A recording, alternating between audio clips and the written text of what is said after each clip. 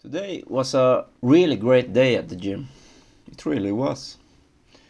But today I don't want to talk about today's session. Today I want to talk about something that happened a couple of weeks ago. Something that really made me think, made me reflect, and really got me going. I want to split this video into two topics that revolves around the same thing, the same area. These two topics includes how everyone needs to learn the bench arch and why people do it. And the second topic is something that I really want to talk about but can't control, and that is shouting and ego lifting in the gym. But I'm gonna start by talking about a post, or rather a comment on a post of one of elite female powerlifters I follow. Okay guys, as you probably know, there's a lot of athletes, especially powerlifters out there, that perform the bench press with an as big arch as possible, making it look quite ridiculous to the eye of someone who isn't into powerlifting. I get that, but I still got both angry and laughed out loud by this comment because it's quite silly. Okay, so this comment revolved around this female powerlifter that does have quite great mobility, resulting in a huge arch in the bench press, and so on. This dude commented things like, "Stop bending the back so much and lift better technique, and try to lift the bar with straight back, I dare you, and if you think you can lift the same weight without the bent back, do it." And one last thing that about saying that it's a strength competition, not a flexibility contest. And dude, come on. Okay, I get that a lot of you maybe isn't that far away from this opinion as well when you're not that invested in the sport, but you can't be that naive. You arch for a reason, bro. Not because it looks whack or anything like that. You do it for efficiency. And okay, this is a little curveball for me as well, because I myself is in a mixed opinion what I truly want to do, whether I want to stay within the powerlifting course or the more hypertrophic course, or just maintain my power building. Because the principles of powerlifting itself is literally to cut down range of motion and to practice the lifts so it can be performed as effective and with little effort as possible. Therefore the arch. And we arch in the bench press because of two major reasons. One, as I mentioned, to cut down range of motion, making the travel path of the bar shorter and therefore more effective strength-wise. And the other reason being because of injury prevention. There's so much safer to perform the bench press with an arch. I'm not saying you have to bend the back like a snake or anything like that, but by retracting the scapula and really creating a small to big arch is quite healthy for your joint health. And the bench is so technical, guys. To really perform it as optimal and effective as possible, you need to think about the 5 contact points, you need to think about the leg drive, the arch, the bar path, breathing and bracing, and so on. But it's not everyone's vision to compete in powerlifting or even train for strength. So I get that it's not easy to understand this. But I still laugh by this comment saying it's a strength competition, not a flexible competition. Exactly, bro. You wrecked yourself with your own comment. Exactly. It's a strength competition. And like I said, creating these so-called flexible and more mobile lifting positions puts you in a position where it's easier to lift heavier weights. So, yeah, buddy, it is a strength competition. You're absolutely right. Jesus Christ, man. And if the rules actually acted according to your epic logic here, why not just ban sumo? Why not ban shorter levers, great genetics, advanceable internal and external rotation in the hips, great openers, and so on? Because everything needs to be fair. Should we ban a great training program as well? Sure, buddy, sure. Some people will have advantages, okay? This is not just powerlifting, this occurs in every sport for that matter. That's just how it is. You can't make everything fair. But I thought this was a quite obvious statement, but I want to get it out there, just in case some of you could relate to this dude's comment as well. I just want to speak about this because I got a strong reaction from this. Okay, I feel like I dragged this one out, but moving on to the second topic that I want to talk about, ego lifting. Ego lifting has always been something that you see in the gym, especially within rookies. And I understand this. Maybe you're a beginner, you're new at this, and want to maybe act cool by trying to move a heavy weight, and you start doing that with a lot of momentum and so on. So be it. To be honest, even if you're a teenager or a straight out rookie, a lot of ego lifting is far too much, but it's still understandable because it's always been like this.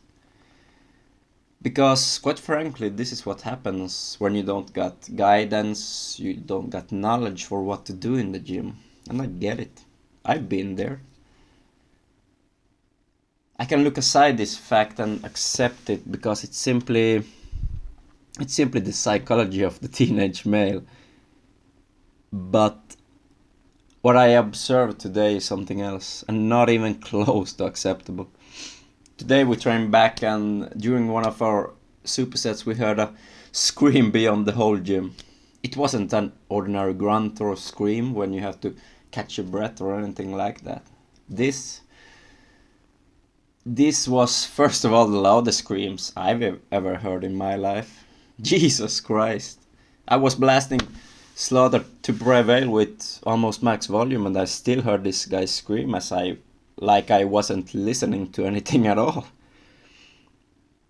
We stopped the set and looks back to this guy doing leg presses. He doing leg presses with 12 plates on each side. Ugh. I can't really describe it, how loud he was either. The whole gym stopped what they were doing, just caught him with the nasty eye. And I gave him too. Okay, I want to split this up. I want to talk about these kind of scenarios before. We actually encountered similar scenario last week too, with a woman moaning very loud as this guy throughout the whole gym as well. Turned out she was doing hyperextensions, and I'm like, hyperextensions is a great exercise, but they don't feel that good. Seems like she was doing something else by the sound of it. I mean, sure, you can have noises, make sound when you lift, because if you lift heavy it will make you short on breath. But it should never make you scream that it's completely as unnecessary and quite embarrassing. I mean, I get that a weight is heavy, but you know what you should do then? Brace properly. Breathe properly.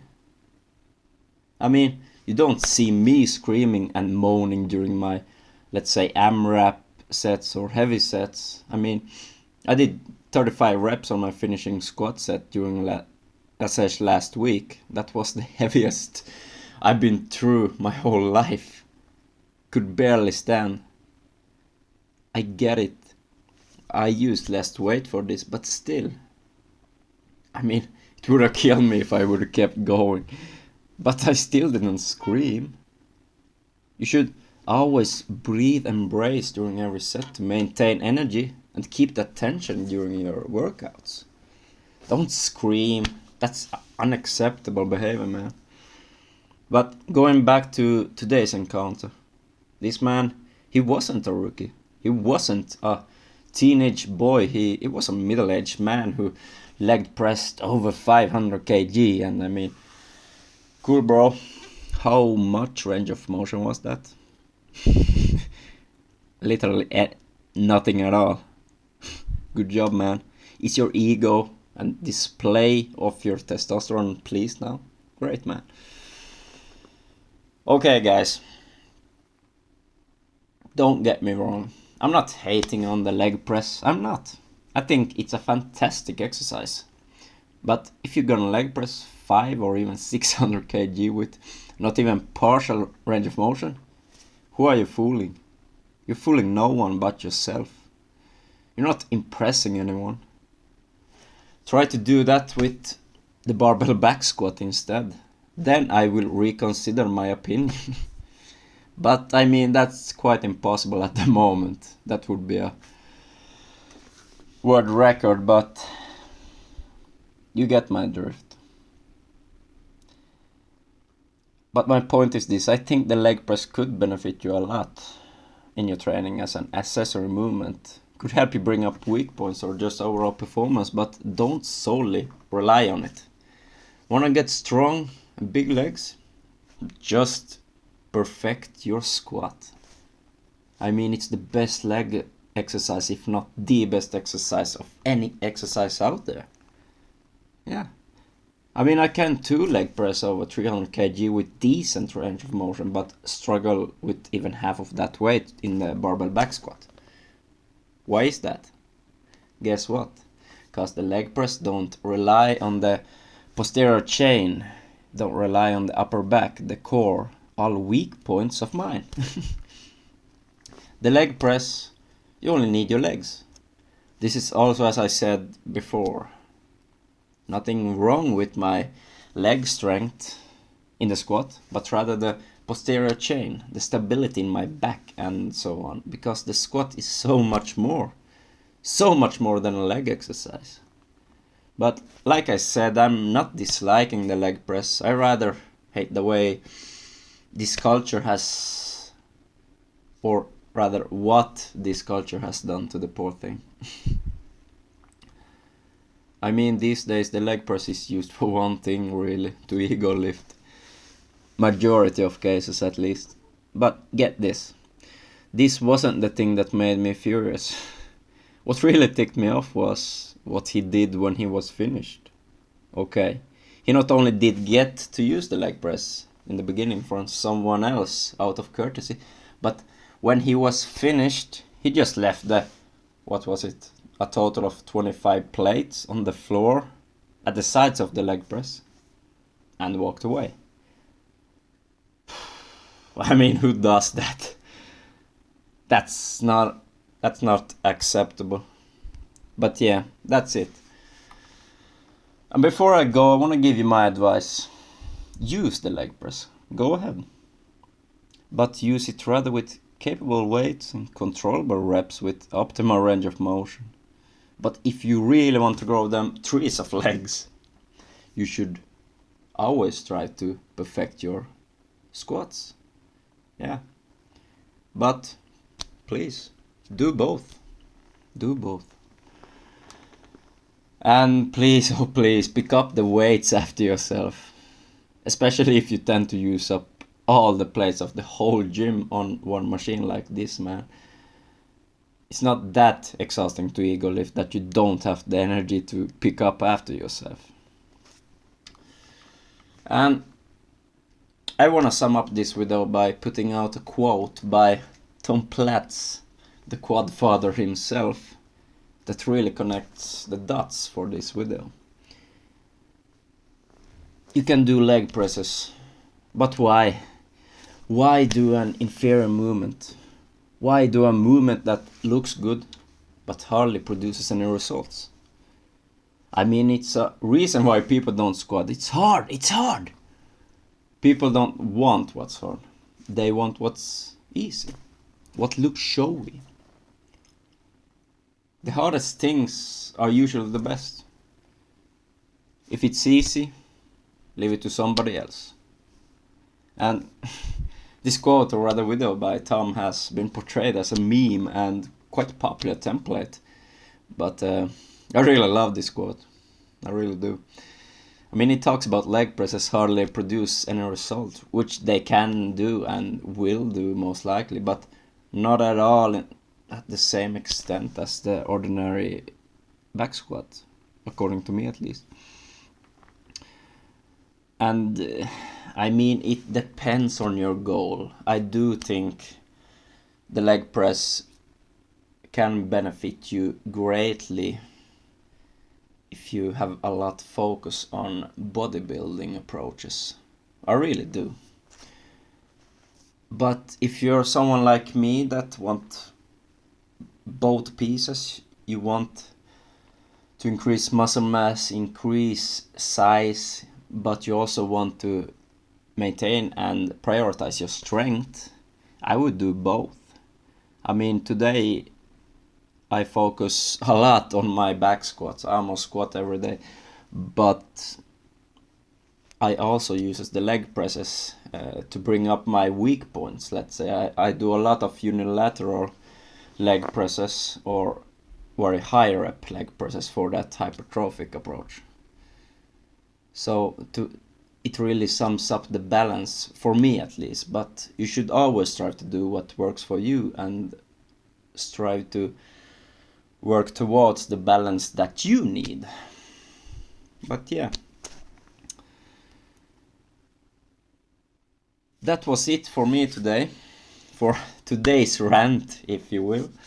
I hope you learned something too, and I hope you have a great week, and I'll see you on the next one.